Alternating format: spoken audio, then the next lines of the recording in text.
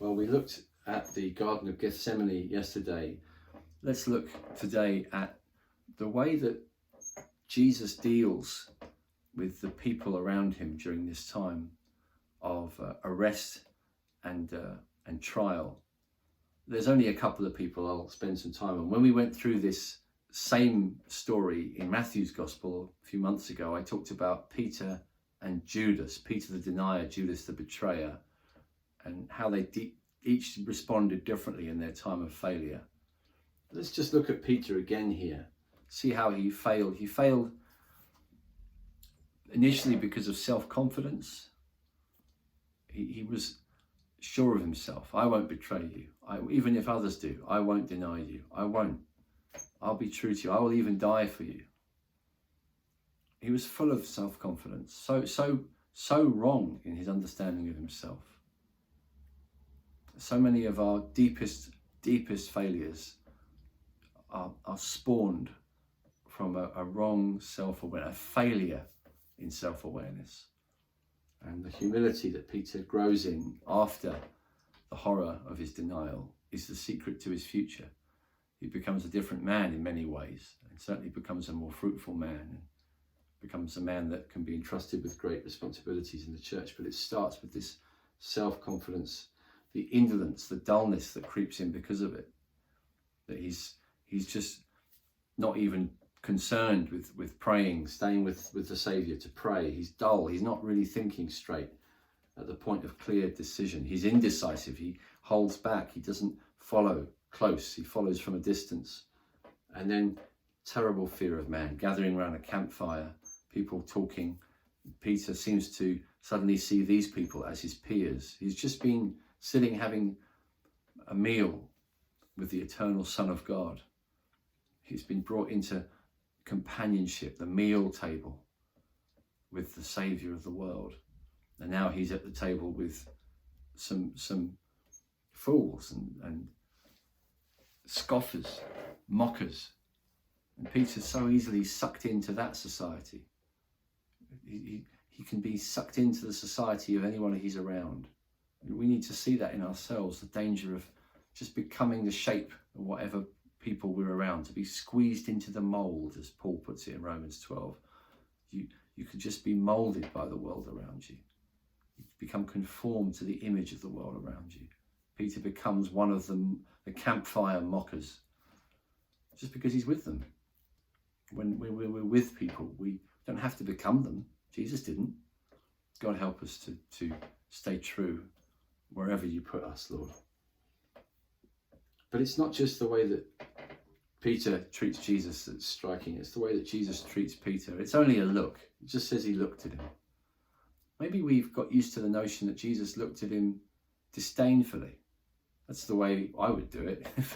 If someone has let me down in this kind of way, I would look at them. I'd give them a look. Jesus isn't capable of that kind of look. He's not. He doesn't like shaming people, not like that. He doesn't like shaming his dear disciple Peter. He's not been thinking, I can't wait to give him a look. I can't wait to make him feel bad about this. That's me. That's what I'm like, I'm afraid. God help me. But Jesus isn't like that.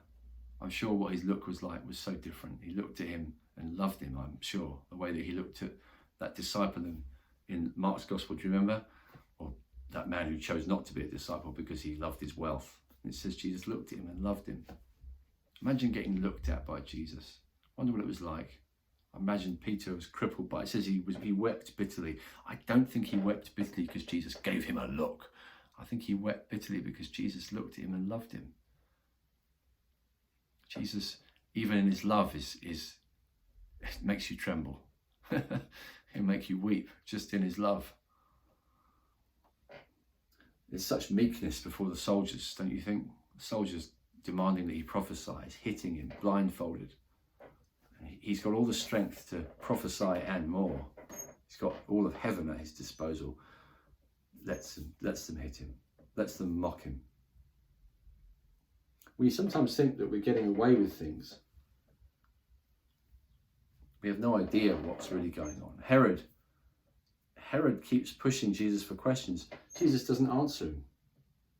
I think that's one of the most chilling verses in the Bible. Jesus didn't say anything to Herod.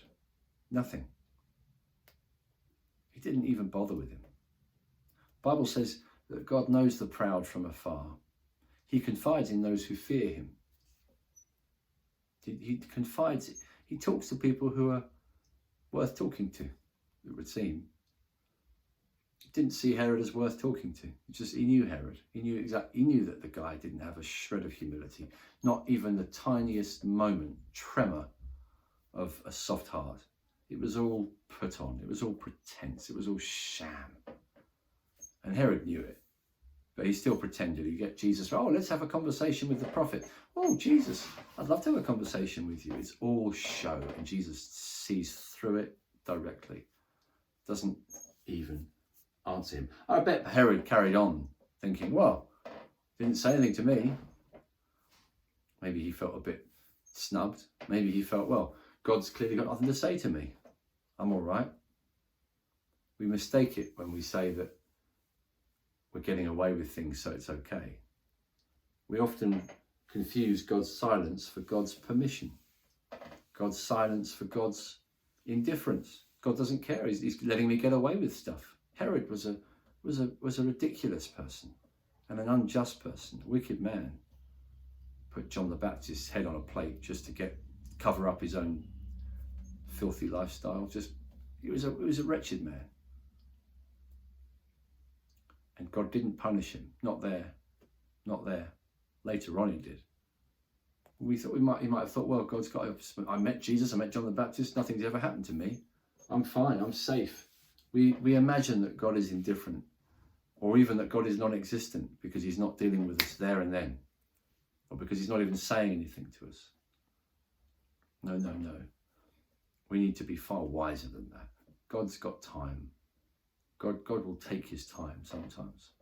God will bring justice later. We mustn't long for it in a foolish way. I'm sure whenever I read the stories of the disciples punching Jesus with a blunt, mocking him, laughing at him, I think, Jesus, one day you're going to get those guys. You're going to drag them up, like in a revenge movie. We're going to get them back.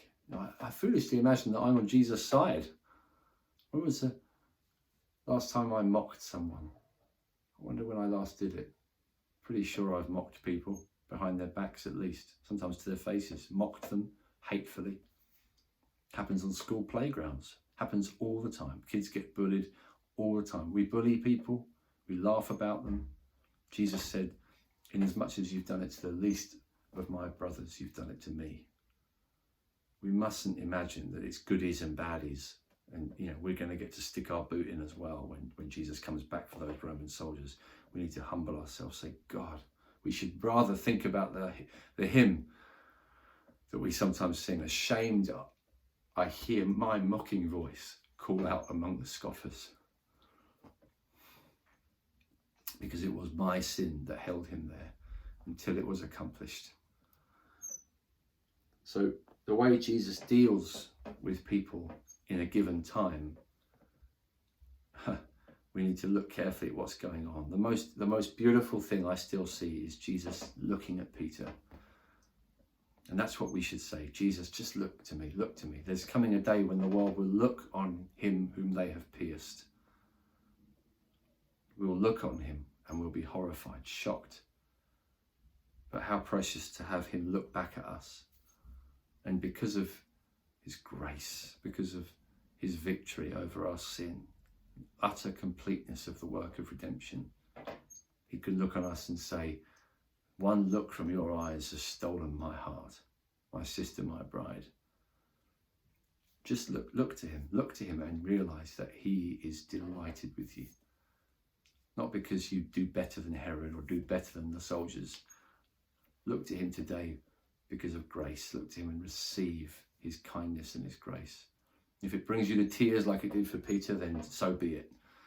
Receive his grace. Receive his grace. Let's finish there.